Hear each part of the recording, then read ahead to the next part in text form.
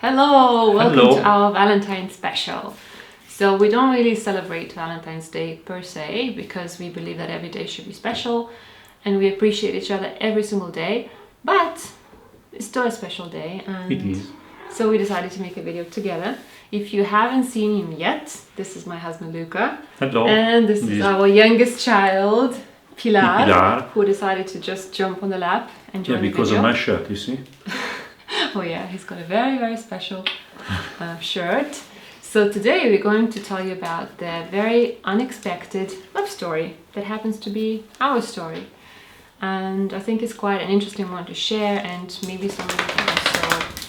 Oh, there's also the dog who wants to participate in the video. Come here, Giulietta, show yourself. Here we are. This is our look at the camera. largest child. Look at the camera. Look at the camera. Come on. Look. Okay, so we believe that our story could actually benefit some of my younger viewers maybe, and Yeah, could be as an example. yeah, as an example of what real unconditional love could actually look like. Because we can see all around us many couples struggling with each other, and And people have a lot of wrong, in my opinion, wrong expectations of love as well. They expect to fall in love at first sight, to be sure about their love from the first moment, and to love every single thing about their partner from the first moment, and for everything to be perfect. And it's not like that. Sometimes love comes at the most unexpected times, maybe when you're not even ready for it or you're not looking for it, and you just have to be open enough to receive it, right? yes. So first, let's start with how we met. So we met 13 months ago. 13 years ago. Actually, in 2 weeks, we're going to celebrate our 13th anniversary of our meeting, which was online. Yeah. So 13 years ago, there was still something called MRC. Actually, there still is, but now it's used for technical service. support and things like that, but not really as merely a chat, let's say, as it was at the time. Yeah. IRC means Internet Relay Chat or Instant Relay Chat.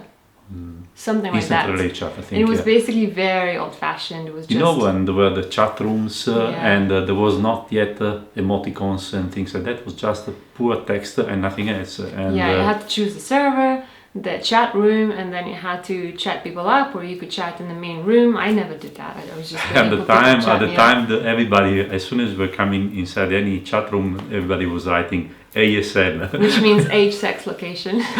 And it was so sad. And when I met Luca, I was actually 21, and I was in those chat rooms from the age of 12, so 9 years. I was very experienced by then, and I wasn't there looking for love. I was only there looking for people to, people all over the world to be friends with, and I had lots of friends by the time, and I'm still in touch with a lot of them actually. So it was cool times. It was really interesting. And that day when we met, we didn't expect anything. I used to chat on that program, and we had our chat room where we were a group of friends. We were just passing some evenings during the week. You mean your friends from Italy, from real life? Yeah. Oh. Well, Giovanni was only the one in real life, but we had other friends all over Italy, and we were just chatting in our chat room basically. And I stopped using it a year before, probably more, and that day I met Vita. I was back from a surgery operation because I snapped my Achilles tendon and I couldn't actually move. So I was in front of the computer, I decided to download again this program and to try it out. And then? And I was instead back at my parents' place because at that time I was working in the capital and I was coming back on the weekends to spend some time with them, and I was really bored and I spent a lot of time on that chat room during the weekend, so that's why I was there. And we met. It was totally unexpected. It wasn't supposed to happen because Luca wasn't really there normally. It was just meant to happen. And I was just checking out the program. I wasn't really in search of anything. But he chatted me up. And then we ended up chatting, and I didn't ask ASL anyway. No, I don't think you did.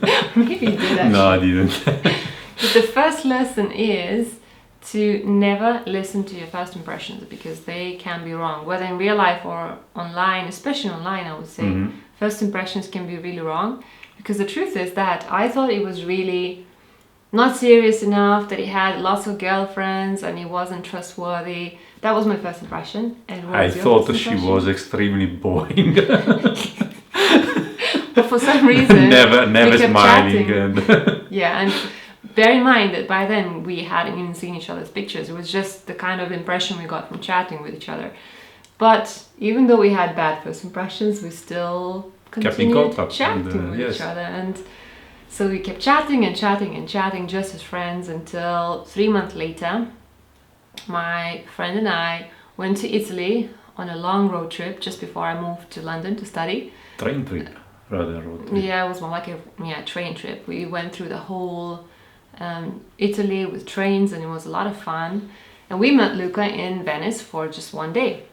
Actually, it was almost 24 hours. Yeah, well, we met at 6:20. 6:30 in the morning. Yeah. Actually, train we arrived station. with the same train because in Venice you can't park the car, so I parked at the station before, and they took the same train Vita was in, and they didn't know that, and we met at the Train train station. station inside the terminal. And before we met, he asked us if we're going to be hungry. I mean, he asked me. He didn't have a contact with my friend.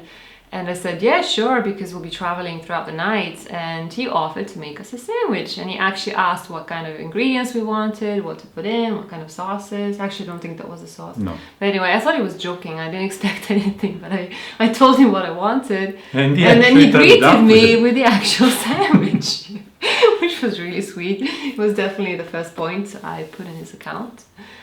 And then we just went for a walk. I Yes. didn't really look at you as at a potential boyfriend. We're still just friends at that time. Sure, we're flirting and making some flirty jokes, but it wasn't really anything serious. Seriously, At least from my side No, at that so point. also from my Did side. you have any at the kind of beginning, expectations? right at the beginning, not, but At the time you met me? at the time I met you, but afterwards during the afternoon and so on, I started growing something. So So we're just going around the city, going round and round. And I remember noticing that when he asked some ladies for the way to go somewhere, because obviously you were not local, so we didn't know how to get to certain touristic objects.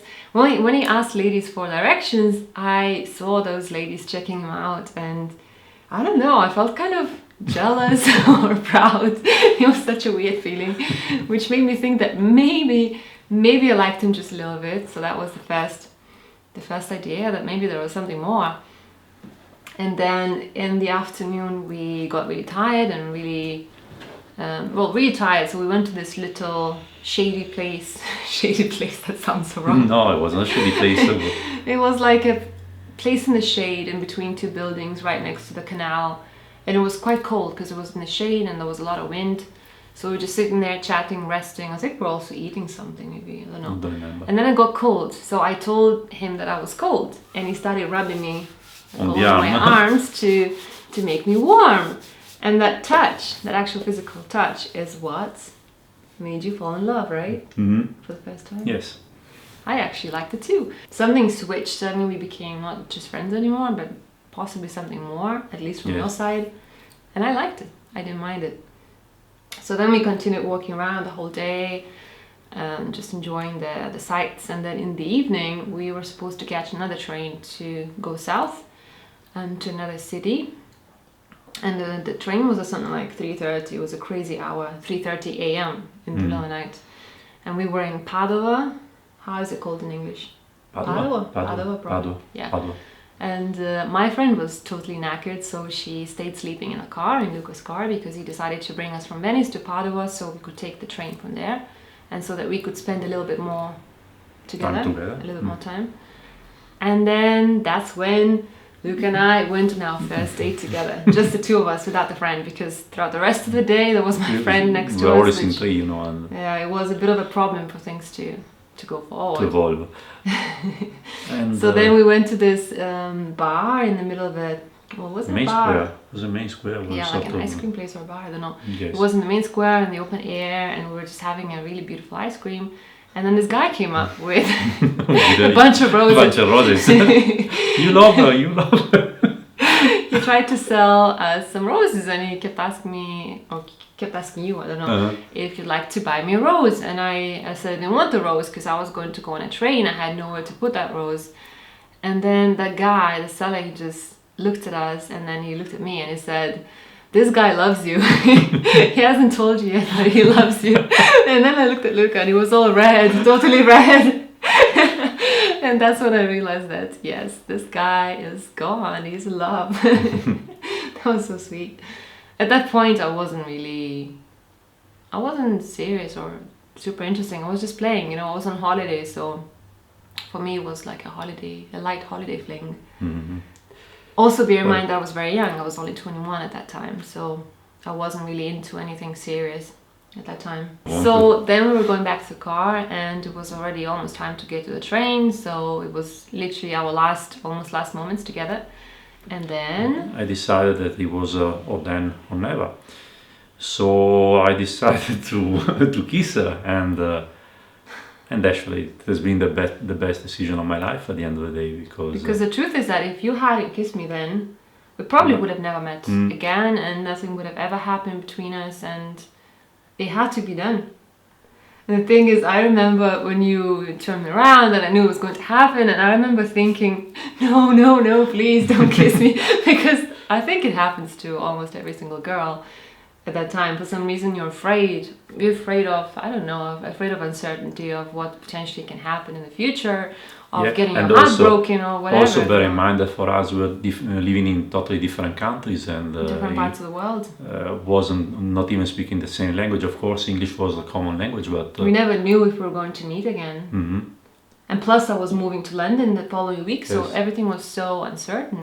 Then it got us to the train station to get the train. And because we met at 6:20, the meeting was at 6:27 or something like that. And by then it was already 3 o'clock or something like that. But I had to leave 1 hour earlier, so I woke up, I don't know. We were basically up for 24 hours. Yeah, 24 hours straight. And of course, we walked all day long. It was June when we met, it was the 2nd of June, so it was quite hot. And we walked all day long, because in Venice you can't do anything else rather than walk. And so it was almost 3 a.m. when she was catching the train, and I actually fell asleep. And yeah, I think that's something similar is very common in many relationships. The fact is that just as the train was about to arrive, it was like maybe 10 last minutes together, he fell asleep because he was so tired, and I was, it was right our first kiss, and I wanted to spend the last moments together, and he fell asleep. So I got really upset, thinking that he didn't really care. So when I got on the train, I didn't look back to... I woke up afterwards, of course. I woke up afterwards, and I was looking at her while she was getting on the train, and so she wasn't looking at me. I didn't look back at him, and I didn't wave at him, and he got hurt thinking that I didn't care. And so then for a couple of days, I think we didn't write each other, thinking that both of us didn't care about the other person. And that was another chance for us to completely break our relationship, and nothing would have ever happened.